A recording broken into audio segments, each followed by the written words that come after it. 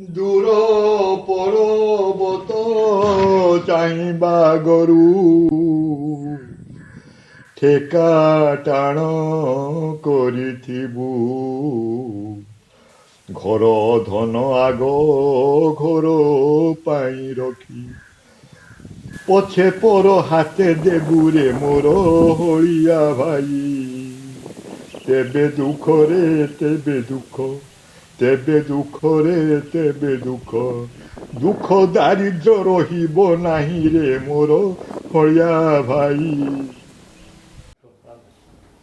नमस्कार। नमस्कार नमस्कार। आउ टिके हमको गोटी धान विषय रे टिके जणेबे कि हमर दर्शक माने टिके जानंतु जे आपण गोटी धान संपर्क रे कहबे से धान कोठु पाइले केमिति करले कोनसी गोटी धान देखेबे हमको टिके आउ से विषय टिके कहबे। गोटे कहीं जो 400-500 किसमर धान आम संग्रह करूँ सबू विषय आम कहीपर कहीं पिलाटे जन्म हेले जमी माँ ता ना दबाठू ताकू पाड़ा चलवा ठिया करवा जाए थाए सेमती आम धान टाक खाली संग्रह कर आनी नौ खोजिकी ताकू बंचे रखापी से धान अधिक फल केमी विभिन्न उपाय करने से उपाय अच्छी ताकू मुझे बर्तमान कहले समय पाइबनी अनबरत लगी रही तेणु एत कथा कहवाई मो पाखे समय नहीं ता छड़ा आपण मैंने शुणापी कि आपणकर ये तो कहले प्राय वर्षे लगे तेणु केते दूर आपण मैंने पढ़े शुणे सी गोटे कथा जदि प्रकृत में यहाँ जानापी आपण भर आग्रह थब तो आप निश्चय शुणे तो कथा हूँ आज मु गोटे एपरी धान कथा कहूँ जो धान पछरे धान को खोजी पाइबा पछरे हनुमान सीता को ठाब करवा जमतिका कथा आमपाई सेमतिका होता खोजी खोजी पाइछु ताको कौन से धान ना हूँ पद्म केसरी। पद्म केसरी आपण मैंने देखिथे पद्म फूल तार जो केसर सी जमी सरु छुटिया होगी केसर ये धानटी से भाई धान देखु मुझे देखा से धान आप देखिपर कि नहीं यही हूँ से पद्म केसरी धान छोट छोट धानटी मान लंबा हलदिया रंग प्राय टिके ईषत हलदी रंग बा सुना रंग पद्म केसरी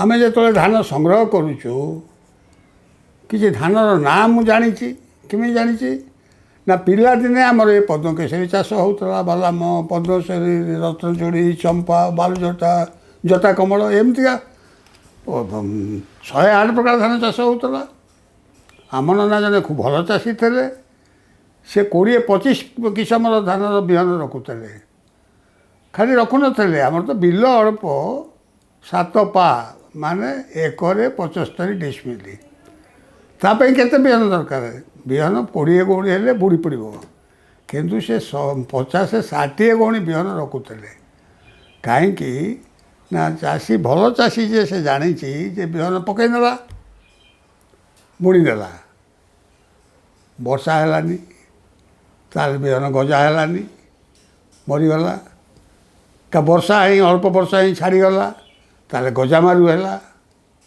अति वर्षा है गजा धोईगला तेणु 3 साल को रखी थब बिहन ये सबको संभाळापी पुणी थरु थर पकेब थरु थर पकेब चाषी जो परिश्रम करे चाषी नीलठा चाषी ठू कहीं एभली भाव में परिश्रम करी काम करें पृथ्वी में करनी कि करें ना एवं सी तार चाषटा को तार जीविका बोलिक जिते न भावे ताकर जीवन धारा बोलिक भाविक करे आमर जो धान चाष होता चाष करवा तो आग खाइबा कथाटा तेणु आमर ये धानर ଉଷୁନା ଚାଉଳ ହୁଏ, ଅରୁଆ ଚାଉଳ ହୁଏ। 3-4ଟା ଧାନ ଥାଏ ଯେଉଁଟାକୁ ଆମର ବେଶୀ ଘରେ ବ୍ୟବହାର ହୁଏ। ଗୋଟେ ହେଲା ପଦ୍ମକେଶରୀ, ଗୋଟେ ହେଲେ ବାଲାମ, ଗୋଟେ ହେଲା ଚମ୍ପା, ଗୋଟେ ହେଲା ରତ୍ନଚୁରୀ, ଗୋଟେ ହେଲା ଆମର ଭୋତିଆ। ଏ 5ଟା ମୁଁ କହୁଛି, ସେ ଯାହା ହଉ ବିଭିନ୍ନ ପ୍ରାୟ ହୁଏ। କିଏ ମୁଢ଼ି ପାଇଁ, କିଏ ଚୂଡ଼ା ପାଇଁ ହୁଏ। ଏଇଟା ଅରୁଆ ହେବ, ଉଷୁନା ହେବ। ସମସ୍ତେ କରିପାରିବେ ନା କ'ଣ? ନା ସମସ୍ତେ କରନ୍ତି? ଆକୁ କ'ଣ ସମସ୍ତେ କରନ୍ତି କି? ଚାଷ ତ ଯେଉଁମାନେ କରନ୍ତି ସେତେବେଳେ ବି କରୁଥିଲେ। ସେ ଏତେ ସୁତୁରିଆ, ଆମ ନନା ଯେତେ ସୁତୁରିଆ ଲୋକ, ସେ ସେମିତିକା ସବୁ ନଥିଲେ। ଗୋଟେ କ'ଣ କରିଦେବା, ବିହନ ଅବଶ୍ୟ ସମସ୍ତେ ରଖୁଥିଲେ, କରୁଥିଲେ। ଆମର ଏ ବିହନ ରହୁଥିଲା ଏବଂ ସେଥିରେ ଅରୁଆ ହୁଏ, ଉଷୁନା ହୁଏ। ଆପଣ ଦେଖନ୍ତୁ ତାର ଅରୁଆ ଚାଉଳଟା, ଧାନକୁ ଦେଖେଇଲି। ଏଇ ତ ଧାନ ଦେଖୁଛନ୍ତି, ସରୁ ସରୁ ଧାନ, ସୁନା କିଲୋ ଭଳିଆ। ଗୋଟେ ସୁନା କିଲୋ ଧାନ ଅଛି, ସେ ଅଲଗା, ଇଏ ନୁହେଁ, ଛୋଟ ଛୋଟ ଧାନ। ଚାଉଳ ଦେଖନ୍ତୁ, ଅରୁଆ ଚାଉଳ, ସରୁ ସରୁ ଚାଉଳଟି ମାନ ଦେଖିଲେ ଲୋଭ ବସିବ। ଆଜି ବଜାରରେ ଏ ଚାଉଳ ନାହିଁ। ଏ ଚାଉଳ ଯଦି କେତେବେଳେ କିଏ ଖୋଜିବ, ରାଜେନ୍ଦ୍ର ଦେଶୀ ଚାଷ ଗବେଷଣାରେ କେନ୍ଦ୍ର ପାଇବ। ଆଉ କେଉଁଠି ପାଇବନି, ମୁଁ ଏଟାକୁ ଦୃଢ଼ ଭାବରେ କହିପାରେ। ଓଡ଼ିଶାରେ ଆଉ କେଉଁଠି ନାହିଁ। ଆମେ ଏହାକୁ ବଞ୍ଚେଇ ରଖିଛୁ। କିଛି ଲୋକ ଆମଠୁ ନେଲେଣି, ଯଦି ସେ ରଖିଥିବେ କରୁଥିବେ, ଖାଉଥିବେ। ତ ଏଇ ଯେଉଁ ଏଇଟା ଅରୁଆ, ଉଷୁନା ହେଲେ ତ ଟିକେ ରଙ୍ଗ ହେଇଯିବ, ସୁଉଷା ହେଲା। ତେଣୁ ଉଷୁନା ହୁଏ, ଅରୁଆ ହୁଏ। ତ ଏଇ ଧାନର ବିହନଟି ଆମ ପାଖକୁ ଆସିନଥାଏ, ଆମେ ପାଇନଥାଉ। କ'ଣ କରିବା ମୁଁ ମନେ ମନେ ଭାବୁଥାଏ, କେଉଁଠି ହେଉଛି, କ'ଣ କରୁଛି। ଆମର ତ ଜଣାଶୁଣାରେ ନାହିଁ। ଏତେ ଜାଗା ବୁଲିଲଣି, ସେତେବେଳକୁ ଆମେ ଗୁଡ଼ାଏ ଜାଗା ବୁଲିଲାଣୁ। ସେତେବେଳକୁ ଆମେ 200-250 ଧାନ ସଂଗ୍ରହ କରିସାରିଲାଣୁ। ତ ଏଇଟା ମିଳିଲାନି, କ'ଣ କରିବା। ଏଇଟା ତ ଧାନର ଗୋଟେ ମହୁଡ଼ମଣି ଧାନ। ହଉ, ୟାରି ଭିତରେ ଗୋଟେ ଖବର ମୁଁ ପାଇଲି। ଆମର ଏଇ ଟ୍ରଷ୍ଟରେ ଜଣେ ମେମ୍ବର ଅଛନ୍ତି, ଟ୍ରଷ୍ଟି।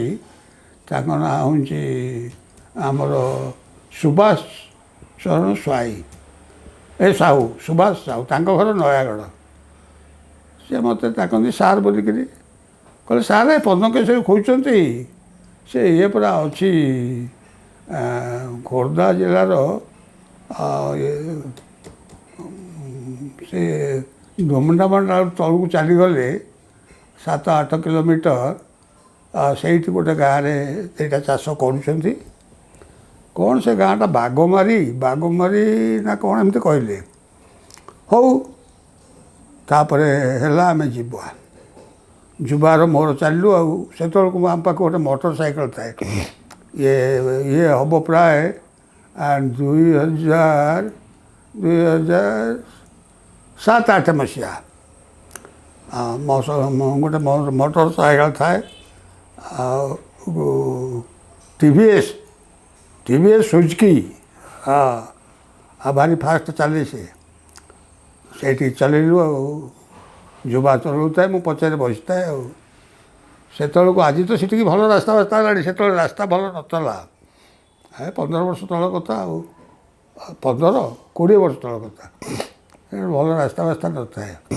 ଯାହା ହଉ, ଭୁବନେଶ୍ୱର ଦେଇକିରି ସେ ଆମକୁ କହିଥାଏ ବାଟଘାଟ। କହିଲେ ସେ ଯେଉଁ ଏଠୁ ଭାଙ୍ଗିକିରି ଯିବ ଡୁମଡୁମାଠୁ ଗୋଟେ ରାସ୍ତା ଅଛି ସିଆଡ଼କୁ, ଖୋର୍ଦ୍ଧା ବାଘମାରି, ସେଇ ରାସ୍ତାରେ ଯିବ। ଗଲୁ। ଯିବା ଭିତରେ ପ୍ରାୟ ବୋଧେ 10-12 କିଲୋମିଟର ପରେ ଆଉ ପଚାରି ଲଙ୍କା ଯିବ ଯେମିତି କଥା, ଆମେ ସବୁ ତା ଆଗରେ ପଚାରୁଥାଉ। ବାଘମାରି କେତେ ବାଟ ରହିଲା, କ'ଣ ରହିଲା? ନା ଏଇ ଆଗରେ। ଆରେ ସେ ସିନା ଆଗରେ କହୁଥାନ୍ତି, ଆମର ଦମ୍ ମଜାରେ ସେତେବେଳକୁ। ମୋଟର ସାଇକେଲଟା ଯିଏ ଚଲାଉଛି ତାକୁ ତ କଷ୍ଟ, ଯିଏ ପଛରେ ବସି ଆହୁରି କଷ୍ଟ। ରାସ୍ତା ଧୁମଧାମ ହେଉଥାଏ। ସେ ରାସ୍ତା ଭଲ ନୁହେଁ, ନାଲି ରାସ୍ତା। ଯାହା ହଉ, ଯାଇ ଆମେ ପହଞ୍ଚିଲା ପରେ ସେ ହେଉଛି ସେଇ ନଭେମ୍ବର-ଡିସେମ୍ବର ମାସ। କାରଣ ଯିବୁ ତ ଯେତେବେଳେ ଧାନ ବିଲରେ ଥବ, ଗଲେ ହେବ। ଦେଖିଲୁ ଯେ, ମୁଁ ଦେଖିକିରି ଚିହ୍ନି ପାରିଲି, କାରଣ ମୁଁ ତ ଆଗରୁ ଜାଣିଛି ସେ ଧାନଟାକୁ। ମୁଁ କହିଲି, ଆରେ ଯିବା, ଏଇ ତ ବୋଧେ ପଦ୍ମକେଶରୀ। ଆଉ ସେଇଠୁ କିଛି ଲୋକ ସେ ବାଟେ ଯାଉଥିଲେ, ଚାଷୀ। ଏବେ ତ ମଳିମୁଣ୍ଡିଆ ସାଧାରଣ ଲୋକ। ଆଉ ସେ ମଳିମୁଣ୍ଡିଆ ସାଧାରଣ ଲୋକ ଦେଖିଲ ମାନେ ସେ ଚାଷୀ। ତାର ତ ଜୀବନ ସାରା ସେ ମିଲରେ କାମ କଲା, ଲୁହ ଲହୁଣ ଦେଇକିରି ଖଟିଲା, ମୁଣ୍ଡ ଜାଳ ତୁଣ୍ଡର ମାରି ଖଟିଲା, ଯାହା ପାଇଲା ତାକୁ ସମସ୍ତେ ଖାଇଲେ, ତା କଥା କେହି ବୁଝିଲେନି। ସେ ଅଲଗା କଥା ଯେ ସେଇଭଳିଆ ଲୋକ ଜଣଙ୍କୁ ଦେଖିଲି, ମୁଁ ଭାବିଲି ନିଶ୍ଚୟ ଚାଷୀ ହେଇଥିବ। ଭାଇ ଭାଇ ରୁହ ରୁହ ରହିଲେ କ'ଣ ନା ଏ ଧାନଟା ସେ ଧାନ କିଆରି ପାଖ ହିଁ ଥାଏ, ରାସ୍ତା ଦାଢ଼ କିଆରିଟା। ଏ ଧାନଟା କ'ଣ ଧାନ ନା ଏ ଧାନ ଏଇଟା ପଦ୍ମକେଶରୀ ଧାନ, ଏ ଧାନର ରଜା। ଆଉ ମୁଁ କହିଲି ଏ ଧାନ ବିହନ କେତେ ଏମିତି ମିଳିବ, ୟାର ଚାଷୀ କିଏ ନା ଚାଷୀ ସେ ଗାଁ ଭିତରେ କ'ଣ ଗୋଟେ ନାଁ କହିଲେ। ହଉ ଚାଲିଲୁ ସେ ଗାଁକୁ। ସେତେବେଳକୁ ଯେତେବେଳେ ଆଣିବା ପାଇଁ ଏତେ ଦୂରରୁ ଖେଣ୍ଟି ଆଣିବା ପାଇଁ ଆମର ସାହସ ହେଉନଥାଏ, କିଏ କାଳେ କ'ଣ କହିବ, କାହା ବିଲ ଧାନ କଟା ହେଇନି, ତା ବିଲଟା ଅମୁଦ୍ରା କିଆରି। ତେଣୁ ସେଟା ନାହିଁ, ଗଲୁ ଗାଁ ଭିତରକୁ ଗଲୁ। ଗାଁ ଭିତରେ ଯାଇକି ଗୋଟେ ଛକ ପଡ଼ିଲା, ଛକରୁ ବାଁ ପଟେ କେତେ ଗୁଡ଼ିଏ ପ୍ରାୟ 1.5 କିଲୋମିଟର ବାଟ। ସେଇଠୁ ସେ ଗାଁରେ ପହଞ୍ଚିଲୁ। ସେ ତ ପ୍ରାୟ ଟିକେ ମାଳ ଜାଗା, ତେଣୁ ଦୂର ଦୂରରେ ଜମି, ଦୂର ଦୂରରେ ଗାଁ। ସେଇଠୁ ପହଞ୍ଚିଲୁ, ପହଞ୍ଚିକିରି କହିଲୁ ଏ ଭାଇଙ୍କର ଘର କିଏ, ଦେଖେଇଦେଲେ। ତାଙ୍କୁ ଡାକିଲୁ, ସେ ଆସିଲେ। କହିଲୁ ଭାଇ ତୁମର ଇଏ ଧାନ କରିଛ ପଦ୍ମକେଶରୀ ନା? ହଁ କରିଛୁ, କିଛି କରିଛୁ। ଏ ତ ବୁଢ଼ୀ ବୁଢ଼ୀ ଗଲାଣି ସବୁ ଧାନ, ଆମେ ଟିକେ କରିଛୁ। ଆଉ ତ ସବୁ ସରକାରୀ ଧାନ ହେଇଗଲା, ଆଉ ଅଧିକ ଅମଳକ୍ଷମ ଧାନ, ସାର ଔଷଧ ଖିଆ ଧାନ ଆମେ କରିଛୁ କିଛି। ମୁଁ ତ କରିଛି ଆଉ। ନା ଆମକୁ କିଛି ଦେବ ବିହନ? ବେଶୀ ନୁହେଁ, 100-200 ଗ୍ରାମ ଦେଲେ ହେବ। ନା ବିହନ ନେବ? କାହିଁକି ନେବ? ଯିଏ ଦେବ ସେ ବୁଝିବନି, କାହିଁକି ନେବ? କହିଲେ ଆମେ ଚାଷ କରିବା, ଆମ ଆଡ଼େ ନାହିଁ, ଆମେ ଆମ ବାପା ହେରିକା କରୁଥିଲେ, ବୁଡ଼ି ଯାଇଛି। ନା ବୁଡ଼ିଗଲା? କାହିଁ ବୁଡ଼ିଗଲା? ଆପଣ କାହିଁ ତୁମର ବାପା ତୁମେ କାହିଁ ରଖିଲନି ଆକୁ? ଆମେ ତ ପୁଣି ରଖିଛୁ। ମୁଁ କହିଲି ନାହିଁ, ସମସ୍ତଙ୍କର ତ ବୁଡ଼ିଗଲା, ଆମର ବୁଡ଼ିଗଲା। ଏ ତ ଚାଷ ଯେଉଁ ନୂଆ ଚାଷ ହେଲା, ବିଷ ଚାଷ, ସେଥିରେ ସେମାନେ ସବୁ ଗଲେ, ବୁଡ଼ିଗଲେ ସବୁ, ଆମର ତ ଜାଣିଛି। ନା ହଉ, ଏତେ କଥାରେ କ'ଣ ଅଛି, ବର୍ତ୍ତମାନ ତ ଧାନ କଟା ହେଇନି। କହିଲେ ନାଇଁ, କଟା ହଉ, ତୁମ ଘରକୁ ଆସୁ। ଆମେ କେବେ ଆସିଲେ ପାଇବୁ? ନା ମାଘ ଫଗୁଣ ଆଡ଼କୁ ଆସ। ଗାଁରେ ତ ଆଉ ଜାନୁଆରୀ ଫେବୃଆରୀ ଚଳନ ଏତେ ନାହିଁ ଚାଷୀ ଭାଇଙ୍କ ମଧ୍ୟରେ, ମାସ ଆମର ଓଡ଼ିଆ ମାସ। ମାଘ ଫଗୁଣ ବେଳକୁ ଆସ। ନା ଠିକ୍ ଫଗୁଣକୁ ଆସିଲେ ତାହେଲେ ନିଶ୍ଚୟ ହେଇଥିବ। ନା ହଁ, ଆମର ତ ମନ ଲାଗିଛି। ଫଗୁଣ ମାସରେ ଫେର ଗଲୁ। ଆଉ ଫଗୁଣ ମାନେ ଫେବୃଆରୀ ମାର୍ଚ୍ଚ ମାସ ହେବ। ଫେର ତାଙ୍କ ଘରେ ଯାଇ ପହଞ୍ଚିଲୁ। ଆଉ ସିଏ କହିଲେ ନାଇଁ, ବିହନ ଦେବୁ ଯେ ବିହନ ତ ଅନୁକୂଳ ଆମର ହେଇନି, ବିହନ ବିଲରେ ପଡ଼ିନି, ଆଉ ତୁମକୁ ଦେବୁ କେମିତି? ସେମିତି ହେଇପାରିବନି, ଲକ୍ଷ୍ମୀ ସାନ୍ତାଣିଆ କଥା। ଆଉ ବିହନ ଅନୁକୂଳ, ଆମକୁ ତ ବିହନ ଅନୁକୂଳ ହଉ ଯାଇ ଜ୍ୟେଷ୍ଠ, ବୈଶାଖ ଜ୍ୟେଷ୍ଠ। ନା ହଁ, ତାପରେ ଆସିବ। ଆଉ ଧାନ ଫାନ ଅମଳ ହେଇଥାଏ, ଘରେ ଥାଏ ଧାନ, ସେ ଖଳାରେ ଥାଏ, ଆମେ ଦେଖୁଛୁ। ଆଉ ସେ ତ ନାହିଁ କରୁଛନ୍ତି। ଆଉ ଅଙ୍କଲ ହେଉଛି ଚାଲେ, ଏ କାମ ନୁହେଁ କିଛି, ଚାଲେ। ଆସିଲା ପରେ ମୁଁ ଯୁବାକୁ କହିଲି, ମୁଁ କହିଲି ଆରେ ଇଏ ଯାହା କହୁଛନ୍ତି ଏ ବିହନ ଦେବେନି, ଆମକୁ ବିହନ ଚୋରି କରିବାକୁ ହେବ। ଏ ବର୍ଷ କାମ ଇଏ ନୁହେଁ, ଆର ବର୍ଷକୁ ଦେଖିବା। ଗଲା ସମୟ, ସେମିତି ଗଲା। ଏ କାନ କୁଣ୍ଡେଇଲା ଭଳିଆ ସମୟ ଚାଲିଯାଏ। ସମୟ ତ ସବୁଠାରୁ ଗୋଟିଏ ଜିନିଷ, ସମୟ ଯେ ସବୁବେଳେ ଚାଲୁଛି, କେତେବେଳେ ତାର ବସିବା ଉଠିବା ନାହିଁ। ତେଣୁ କେତେବେଳେ ଚାଲିଗଲା। ଯାଉ ଯାଉ ପୁଣି ଆସିଲା ଅକ୍ଟୋବର ନଭେମ୍ବର ମାସ ଆସିଲା। ମୁଁ ଜଗିଥାଏ, ଏ ଧାନ ତ ଟିକେ ବେଶୀ ଦିନିଆ ଧାନ, ଏଇଟା ନଭେମ୍ବର 15 ଆଡ଼କୁ ପାଚିବ। ମୁଁ କହିଲି ତାହେଲେ ହଉ, ଡିସେମ୍ବର ଫାର୍ଷ୍ଟ ୱିକ୍ରେ ଯିବା। ନାଇଁ ଯିବା କହିଲା, ନାଇଁ ସେ କାଟି ଦେଇଥିବେ କାଳେ କଞ୍ଚା ନାଡ଼ିଆ। ଧାନ ସବୁ କଞ୍ଚା ନାଡ଼ିଆ କଟାଯାଏ। ଧାନ କଞ୍ଚା ନାଡ଼ିଆ ଧାନ କାଟିଲେ କ'ଣ ହୁଏ, କଞ୍ଚା ନାଡ଼ିଆ ମାନେ ଧାନଟା ଉପରେ ପାଚିଥିବ, ଗଛଟା ଶୁଖି ନଥିବ, ହଳଦିଆ ହେଇନଥିବ, ମୂଳଟା କଞ୍ଚା ଥିବ, ତା ଇଏଟା ଗଛଟା ଗଣ୍ଡିଟା, ତାକୁ କହନ୍ତି କଞ୍ଚା ନଡ଼ିଆ।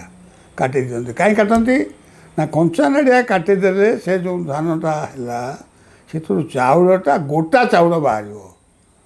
ଉଷେଇକିରି କର ବା କୁଟି ଅରୁଆ କର, ବିଶେଷ କରି ଅରୁଆରେ ଗୋଟା ଚାଉଳ ପାଇବାକୁ ହେଲେ କଞ୍ଚା ନଡ଼ିଆ କାଟିବ।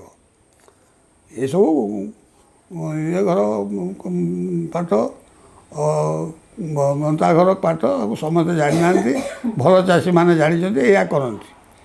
ମୁଁ ଜାଣିଥାଏ ଆମର ନନା କହନ୍ତି ଆଉ କଞ୍ଚା ନଡ଼ିଆ କାଟ। ମୁଁ ଯାଇଛି ଆମର ଯେତେବେଳେ ଏଇ ଧାନ ହେଇଥିଲା ବିଲରେ କଟା ହେଇକିରି ପଡ଼ିଛି, ହଠାତ୍ ବର୍ଷା ହେଲା ମାନେ 4 ଦିନ 5 ଦିନ ଆଉ ଧାନ ବିଲରେ ଗଜା ହେଇଗଲା। ନନା ଭାରି ମନ ଖରାପ କଲେ। ଆଉ କ'ଣ କରାଯିବ, ଗଜା ତ ହେଇଗଲାଣି ଆଉ। ତାପରେ ଗଲେ ସେଇଆକୁ ଗଜା ଫଜା କିଛି ପାଣି ସରବର କରି ବାନ୍ଧିଲେ। ସେ ନିଜେ ଆଉ ପାଣି ଧାନଟା ତ ବେଶୀ ଓଜନ ହେଉଛି, ସେ ଏମିତି କଟାହଳା 10ଟା 12ଟା ମୁଁ ନେଇକିରି ଆଣୁଥିଲେ। ଆମ ଘରଠୁ ବିଲ 500 କିଲୋମିଟର ଦୂର ହେବ କି ବେଶୀ ହେବ। ଆଚ୍ଛା, ସେ ମୋ ମୁଣ୍ଡରେ ତ ଗୋଟେ ହଳା ଲଦିଦେଲେ ଆଉ, ଏଇ ଧଳାରୁ ମୁଣ୍ଡରେ କରିକିରି କଟାହଳାଟେ ଥୋଇଦେଲେ ଆଉ। ଆଲୋ ବୋପାଲୋ, ସେ କେଜେ ଓଜନ, ମୋତେ ବୟସ 10-12 ବର୍ଷ, ତାକୁ ମୁଁ କେଉଁଠି ମାର୍ଜନ। ଯାହା ହଉ ତ ଆଣିଲି, ବାଟରେ ଥରେ 2 ଥର ପଡ଼ିଗଲା। ଆଉ ତାକୁ ଅନ୍ୟ କିଏ ଆଣିକି ଟେକିକିରି ମୋ ମୁଣ୍ଡକୁ ଦେଲେ। ନନା ତ ବୋଝ ମୁଣ୍ଡେଇଛନ୍ତି, ଆଉ ଟେକି ପାରିବେନି। ଘରେ ଆଣି ପକାଇଦେଲା ପରେ ଆଉ ମୋର ହୋସ ଆସିଲା। ବୋଉ ନନାଙ୍କୁ ଗୋଟେ ପାଟି କଲେ, କହିଲେ ସେ ଉତୁଆଡ଼ି ପିଲାଟେ, ତାକୁ ନେଇକିରି ତୁମେ ଏମିତି କାମ କରୁଛ, ତୁମେ ତ କରୁଛ ଯାହା କରୁଛ, ତାକୁ ନେଇଗଲ ବିଲକୁ, ତା ମୁଣ୍ଡରେ ଗୋଟେ ଦେଲ। ନନା ଭଲ ମିଠା କଥା ବୋଉକୁ କହନ୍ତି। ସେଇଠୁ କହିଲେ ପିଲା ଲୋକ, ଆରେ ତା ସାଙ୍ଗ ପିଲା ପୁରା ବାଉରି ପିଲା ଯାଇକିରି ବିଲରେ କାମ କରୁଛନ୍ତି, ଆଉ ତୁ ତ ସୁନା ପୁଅ ଦେଇକି ନାଚ କରୁଥିବୁ। ଏସବୁ କଥା ହେଲା। ସେ ଯାହା ହଉ ସେଇ ଯେଉଁ କଞ୍ଚା ନଡ଼ିଆ ଧାନ, ମୁଁ କହିଲି ଏଇଲେ ଟିକେ ଧାନ କଞ୍ଚା ନଡ଼ିଆ ଥିବ, ନଭେମ୍ବର 15 କଟା ହେଇନଥିବ, ଚାଲ ପୁଣି ଯାତ୍ରା ଆରମ୍ଭ କରିବା ଆଉ। ସେଇଠୁ ଆମେ ଗଲୁ। ଗଲା ଭିତରେ ସତକୁ ସତ ଧାନ ଅଛି। ଆଉ ଧାନ ଅଛି ଯେ ଆମେ ତ ଠିକ୍ କରିଛୁ ଚୋରି କରି ଆଣିବୁ। ଯେ ଯେତେବେଳେ ଗଲୁ ତାଠୁ କେଣ୍ଡା ଇଏ କରିବାକୁ, ସେଠି 2-4 ଜଣ ଲୋକ ବାହାରିଗଲେ, ତୁମେ କିଏ ହୋ, ତୁମେ କ'ଣ ପୁରନ୍ତା ବିଲଟାରୁ ଧାନ ଗୁଡ଼ାକ କେଠି ନେଉଛ? ଆଉ ଆମ ପିଢ଼ି ଶରଦ, ଆଉ କ'ଣ କରିବୁ? ଆଉ କାନମୁଣ୍ଡା ଅଂଶୀ ଫେରିଲୁ। ସେ ଯେଉଁ କାମ, ତାକୁ ଶୁଣିଲେ ଆପଣମାନଙ୍କୁ ଦୁଃଖ ଲାଗିପାରେ, ନହେଲେ ହସ ଲାଗିପାରେ। ଗୋଟେ ଧାନ ପାଇଁ ଏତେ କ'ଣ ଇଏ ନର୍ସାରେ ବାଉଳା ହେଉଛନ୍ତି। ସେ ବର୍ଷ ଫେଲ୍। ଜାଣିଛୁ ତ ସେ ଦେବନି, ଆଉ ତା ପାଖକୁ ଗଲେ ଚାଷୀ ଦେବନି, ଦେଇନି। ଆଚ୍ଛା, ମୁଁ କହିଲି ଯୁବା, ଏ କାମ ହେବନି। ସେଇ ବିଲଟାରେ ତ ହେଉଛି, ସେଇଠି 2-4 ଜଣ ତ କରୁଛନ୍ତି। ଆମେ ସନ୍ଧ୍ୟାବେଳିଆ ଯିବା, ଜନପକ୍ଷ ଦେଖିକିରି ସନ୍ଧ୍ୟାବେଳେ ଦେବା। ଧାନଟା ମୁଁ ଚିହ୍ନିଦେବି, ସନ୍ଧ୍ୟାବେଳେ ଯିବା ନେଇ ଆସିବା ଆଉ। ସେଇଆ ହେଲା। ପୁଣି ବର୍ଷେ ଗଲା। ଗୋଟେ ଦିନ ସେଇ ନଭେମ୍ବର ଶେଷ କି ଡିସେମ୍ବର ଆରମ୍ଭ ଆଡ଼େ କାଳେ ଧାନ କଟା ହେଇଯାଇଥିବ। ତେଣୁ ଧାନ ବିଲରେ ଥିବା ସମୟକୁ ମାପି ମନେ ଠିକ୍ କରିକିରି ଆଉ ଥରେ ଗଲୁ। ଗଲାବେଳକୁ ଟିକେ ହେଇଗଲାଣି ରାତି 1:30 ଖଣ୍ଡେ। ଗାଁ ଗହଳିରେ ରାସ୍ତାରେ ଆଉ ଲୋକ କିଏ ଯିବା ଆସିବା କରୁଛନ୍ତି। ବେଳେବେଳେ ଖଣ୍ଡେ ସେ ଭଙ୍ଗା ଗାଡ଼ି, ଡବା ଗାଡ଼ି, ଛୋଟିଆ ବସ୍ ତା ଭିତରେ ଧଡ଼ଧାଡ଼ ହେଇକିରି ଯାଉଥାଏ, ଲୋକ ବାକ ନଥାନ୍ତି। ମୁଁ କହିଲି ଯାହା ହଉ ଭଲ ବେଳ ଇଏ। ଆଉ ହଉ ଯିବା, ଆଉ ଦେଖ ଏଇ ବିଲଟାରେ ତ ଅଛି। ଆଉ ବେଶୀ ଆଣେନା, ତୁ 10-12ଟା କେଣ୍ଡା ଆଣେ। ସେ 10-12ଟା ବୋଲି 20-25ଟା କେଣ୍ଡା ଆଣିଲା। ଆଡ଼କୁ ସାଡ଼କୁ ଚାହୁଁଥାଉ, କିଏ ଧରିବ, ଧରିଲେ କ'ଣ ନାହିଁ, କ'ଣ ହେବ, ବାନ୍ଧିବେ କି ବାଡ଼େଇବେ କି କ'ଣ କରିବେ। ଯାହା ହଉ ଆମର କାର୍ଯ୍ୟଟାକୁ ପ୍ରକୃତି ଆମକୁ ସାହାଯ୍ୟ କଲା ଯେ ଆମେ ତାକୁ ଧରିକିରି ତ ପାରେ ଆଉ ଆସିଲୁ ଆଉ ସେଇଠି ହେଲା ସେ ଧାନ ଆମ ପାଖରେ ପହଞ୍ଚିଲା। ମେଷରେ ବୁଣିବୁ ମିଥୁନେ କରିବୁ ରୁଆ ରୁଇ ବେଉଷଣ କକଡ଼ା ମାସରେ ବୁଣା ବୁଣି ସାରି ଧନୁରେ କାଟିବୁ ଧାନରେ ମନେ ଆନନ୍ଦ ହୋଇ ହଳା ଗୋଛାରେ ହଳା ଗୋଛା ହଳା ଗୋଛାରେ ହଳା ଗୋଛା ଖଳା ବାଡ଼ିରେ ରଖିବୁ ନେଇରେ ମୋର ହଳିଆ ଭାଇ ଖଳା ବାଡ଼ିରେ ରଖିବୁ ନେଇରେ ମୋର ହଳିଆ ଭାଇ।